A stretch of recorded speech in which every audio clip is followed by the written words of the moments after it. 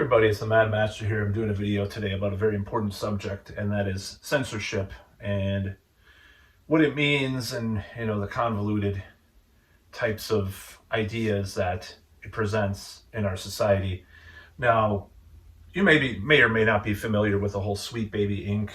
controversy that's happened the last few weeks to month, but this is kind of gives me a glimpse of kind of some ironic things that have come up about this subject over the past few years.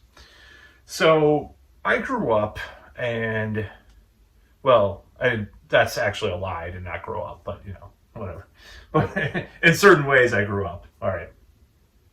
So I grew up, and one of the things that I was growing up with was the prospect of censorship, especially in music. There was the PMRC.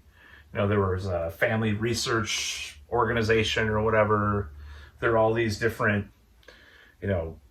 types of evangelical right-wing Christian organizations that popped up, especially in the 80s, early 90s. And people talked about censorship, and Tipper Gore was the figure back then that was kind of the spirit, the kind of the face of the movement. Now, she wasn't like the most important person necessarily in the movement, but she was kind of the public face. And before you say, well, it's the Democrats have always been censorious, just keep in mind that over half of the PMRC were Republicans, or married to a Republican politician. Now, it doesn't really matter, the two-party duopoly remains bullshit anyways, so I don't really care who spearheaded it or who was the face of it. Now, that was seen in the 80s as a right-wing thing, if you want to use that terminology. Now, come lo and behold to 2024, and censorship, or at least, sort of a default censorship is happening, but in video games. So, basically, the prospect, this is kind of what happens with this Sweet Baby Inc. If it were the PMRC back in the day. Let's say a band was coming up and they wanted to sell, records, blah, blah, blah. You would have, if the PMRC had as much power as Sweet Baby Inc. has over video games, is my point. The PMRC would have said, okay, well, you have to change this lyric, that's a little bit too sexually provocative. That's a little too occult. Oh, that's anti-authority. We have to soften that up. So the singer changes. Oh, I'll change those lyrics. Blah, blah, blah, blah, blah, And then, oh, that's a little too harsh. That melody is a little too dark. It might depress people. So that's what they would have done. Of course, they didn't end up doing that. They just ended up having stickers on records said parental guidance or parental advisory, explicit lyrics, or whatever. Originally, it was actually going to be worse than that. Even the one that they were going to do with, like, the regular sticker is going to have for a cult. A cult. I just like to say it like Pat Robertson used to say it. The occult.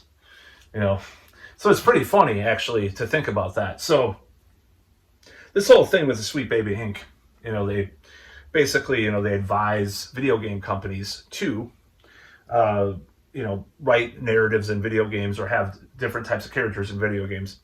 Now, on the surface, there's nothing wrong with that, but ultimately, it's kind of like there's this chilling effect I see it being with these types of companies, and I'm not even going to go into like whether or not they receive government funding or something. They could, or DEI, with the banks and the hedge funds and all that stuff, and all that kind of stuff is related to that too. So, in my opinion, these organizations are like the modern PMRC. And it's not that people don't, we don't want diversity, or different narratives being pushed in video games, but when they shoehorn those in to places where they don't fit necessarily. Like, I'll just give you an example. So, say a guy writes a book, he grew up in South London, right? And he had a certain type of person that he hung out with, a certain type of people, and dare I say it, a certain type of race or whatever. And there's a different culture, there's a different situation, he writes a book and it's all about his experiences, but it's a fictionalized account. And this is kind of like what he experienced and all this stuff. This is his vision, his narrative. So someone, 30 years later, 40 years later comes along and says, oh, well, this is a classic character in this book. So, but we're going to make it into a woman and make them a person of color and then, trans, lesbian, and in a wheelchair. And this is just an exaggeration. Now, how much did that guy, let's say he wasn't even white, maybe he was Indian or something. How much is that guy's narrative and his expression of his artistic intent expressed by changing that character into a totally different narrative, totally different story, totally different backstory?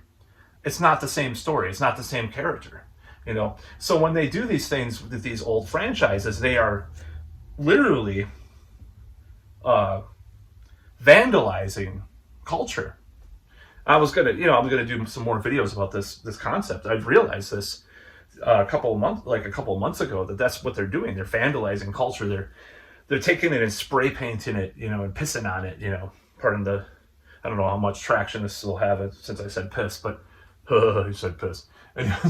So, I mean, it's what they're doing and it's not the fact that they're a diverse character. So this is how I see what they should be doing is giving companies that want to do games or want to do original movies or original books or whatever that have, this is actually Image Comics, pretty much what I'm describing, because Image Comics has all sorts of diverse characters that come up with their comics and stuff. It's diverse people writing them. They're not trying to make Captain America into something else or make something else. It just doesn't seem congruent to that character and how you read it throughout your history when they try to change it like that. So they try to shoehorn this in. It's like a square box in a round hole. They just try to shove it in there, and it just doesn't work. So that's the whole point that I'm trying to make here, is that this is kind of a thing that they've done. And this is like the Sweet Baby Inc. is like, there's just the modern censorious kind of people, Karens, busybodies, except, instead of being right-wing evangelical Christian, they're on the left, or identitarian left at least. They attack class, capitalism kind of stuff. Of course, there's, room to criticize that school of left-wing thought as well. But still, they've erased a lot of that because, like I said, there's an agenda there. There's an agenda that's beyond, people actually questioning those in power. But that's another story for another time, and I've done videos about that before. But yeah, that's all I got to say. It's just like these people are just these busybodies, and you watch them, and they remind you of the old Tipper Gores or Phyllis Schlafly's or whatever, in their own way.